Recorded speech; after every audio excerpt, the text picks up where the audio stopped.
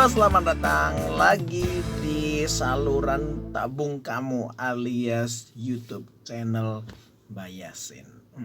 Bayasin. Oke, baik. Di video kali ini saya akan mengulas tentang salah satu gejala bahasa yang sering kali terjadi di bahasa Indonesia. Sebenarnya sih tidak hanya di bahasa Indonesia, tapi juga di bahasa-bahasa lainnya. Mau tahu seperti apa? Yuk kita lihat.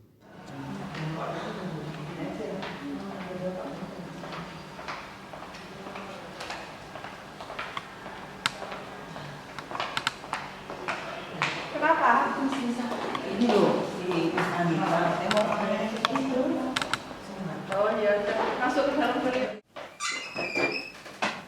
Di sini aja, aku supi. Kenapa?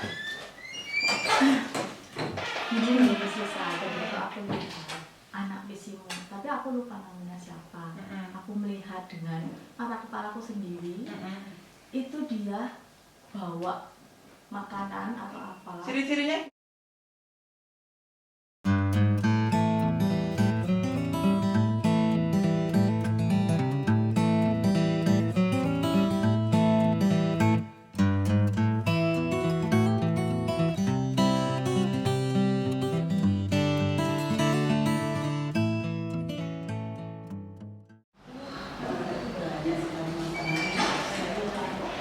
Kita turun ke bawah, sudah ditunggu teman-teman di bawah nih. Ya, pas sekali teman-teman bergantung. Loh, Bu, Kenapa? sendok saya ketinggalan. Terus saya naik ke atas. Aduh, Ya, silakan. saya tunggu di Ya, bawah. tunggu ya. Nah, itu tadi adegan-adegan yang berhubungan dengan salah satu gejala bahasa yang sering terjadi dalam bahasa Indonesia. Nah, gejala bahasa yang dimaksud adalah pleonasme. Apa sih sebenarnya yang disebut dengan pleonasme?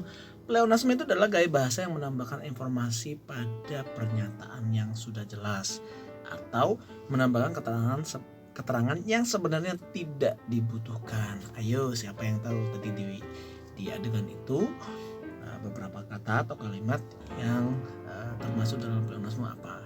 Yang tahu saya kasih hadiah. Oke. Ya, mari kita bahas. Yang pertama, tadi ada pernyataan yang mengatakan masuk ke dalam. Betul. Yang kedua, melihat dengan mata kepala saya sendiri. Betul. Yang ketiga, naik ke atas. Betul. Nah, ketiga contoh ini adalah contoh-contoh yang dinamakan pleonasme, yaitu penggunaan bahasa yang menambahkan informasi pada pernyataan yang sudah jelas. Masuk pasti ke dalam. Melihat dengan mata kepala saya sendiri. Mata pasti di kepala sendiri, betul ya? Kemudian ada lagi naik pasti ke atas. Nah, penggunaan-penggunaan seperti ini dalam bahasa Indonesia seringkali dianggap lumrah atau wajar. Padahal ini disebut dengan gejala bahasa yang termasuk penggunaan yang salah. Contoh yang lain, maju ke depan, mundur ke belakang, dan sebagainya. Bank BRI. BRI sendiri sebenarnya sudah singkatan dari Bank Rakyat Indonesia. Atau pada penggunaan kata hari, saya akan datang hari Senin. Nah, penggunaan kata hari di situ sebenarnya salah karena kata Senin sebenarnya sudah merujuk pada hari.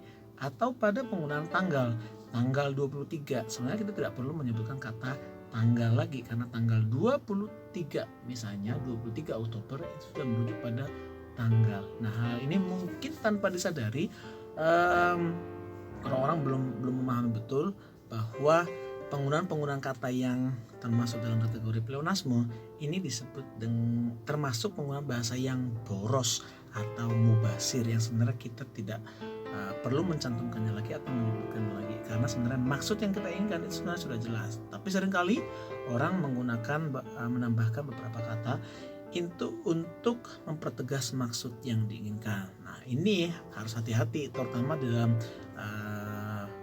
kegiatan menulis. Kata-kata yang mubasir seperti ini itu sangat berbahaya karena tidak efektif karena maksud yang diinginkan sudah jelas tapi terlalu bertele-tele. Nah, gejala bahasa pleonasme sebenarnya tidak hanya dialami oleh bahasa Indonesia, tetapi juga dialami berbagai bahasa di dunia. Salah satunya bahasa Inggris. itu adalah gejala-gejala bahasa yang termasuk dalam ranah pleonasme. Nah, kita sendiri sebagai pengguna bahasa harus menghindari gejala bahasa yang satu ini karena dianggap mubasir. Dalam bahasa Inggris disebut dengan istilah redundant atau berlebihan atau mubasir. Oke, sekian dulu pembahasan saya mengenai pleonasme. Nah, sampai bertemu lagi di video